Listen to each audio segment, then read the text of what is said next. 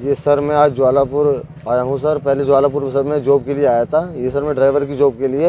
ये पूर्व राज्य मंत्री छोटमपुर का सर मैं रहने वाला हूँ। पूर्व राज्य मंत्री ये हमारे विनोद आर्य जी हैं, जिन करोड़ का पुल की तारिया है वो अंकिता भंडारी केस में दे रहे हैं, वो अलग मामला है।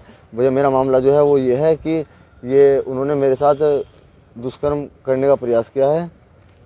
उन्होंने मेरे साथ दुष्कर्म करने का प्रयास किया है। किसने?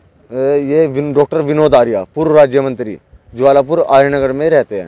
उन्होंने मेरे साथ दुष्कर्म करने का प्रयास किया है भैया, मसाज के बहाने। पहले उन्होंने मुझे मसाज करने के लिए बोला, मैंने बुजुर्ग आदमी समझकर उनके पैर दबा दिए। मैंने सोचा बुजुर्ग आदमी पैर दबाए तो कोई दिक्कत नहीं है, तो सर मैंने उनके पैर दबाए। एक दिन उन्होंने पैर दबाए, दूसरे दिन बोलने लगे कि थोड़ा पीठ पे ऊपर हाथ कर। मतलब सर वो पूरी बात मैं उस तरीके से तो नहीं बता सकता को, जिस तरीके से वो है। तो उन्होंने कहा ऐसे मसाज नहीं होती, मसाज दूसरे तरीके से होती है, तो यहाँ से ऐसे पकड़ के ऐसे कर, यहाँ से ऐसे पकड़ के ऐसे कर। उन्होंने मुझसे उल्टी सीधी जगह हाथ लगवा कर सर मुझसे फिर वो करा। फिर उसके बाद उनका मामला है ये सर उनके घर ज्वालापुर, उनके घर का आर्यनगर का मामला है। मुलाकात कैसे हुई आप? ये मुलाकात सर मेरी OLX के जरिए, मैंने ड्राइविंग की जॉब के लिए अप्लाई किया था। उन्होंने मुझे बुलाया था। उन्होंने मुझे बुला के बोला आप सही है। मुझे उन पर शुरू में थोड़ा शक हो, मैंने फिजिकली वगैरह सब ठीक हो। मैंने कहा हाँ जी सर मैं सही हूँ, कोई दिक्कत नहीं। उन्होंने जॉब के लिए रखा, 2 दिन उन्होंने मुझे सही रखा। तीसरे दिन उन्होंने मुझे ये कि आपको मेरी मसाज भी करनी पड़ेगी।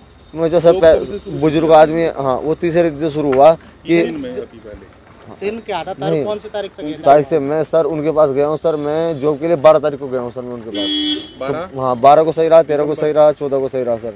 12 नवंबर पिछले महीने के 12 को सर। पिछले महीने 12। हाँ पुलिस को तहरीर दी होगी, पुलिस का क्या कहना है सर? पुलिस को तहरीर दिया सर। पुलिस सर हमने सीधा वकील साहब को तहरीर, हमने वकील साहब द्वारा कोर्ट जो उन्होंने क्या हुआ, मैं उनके घर पे गया। मैंने कहा सर आपने ये मेरे साथ सही नहीं किया, ऐसे ऐसे। उसके बाद वो हुआ।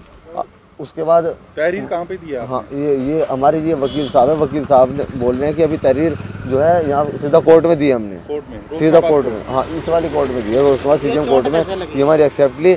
मैं अब पूरी बात बता रहा हूँ भैया, मेरी सुन लीजिए पूरी बात। उसके बाद क्या होता है, वो मुझे यहाँ पे ऐसा करके उन्होंने मेरे साथ प्रयास किया, घर पे नहीं कर पाई। तभी उनकी वाइफ आ गई रात को 10 बजे।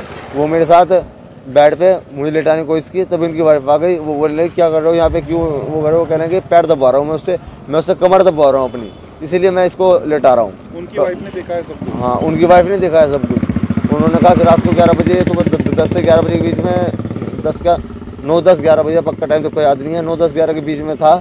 उसकी वाइफ ने पूछा कि ये क्या कर रहे हो, मतलब इस टाइम पे इसे क्यों रोक रखा है? तो उन्होंने बोला कि वो मसाज के लिए रोक रखा है। मैंने यहाँ रहते कहाँ वैसे आप?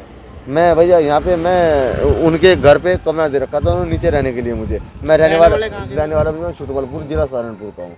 और भैया उसके बाद पूरी घटना सुनिए मेरी क्या होता है।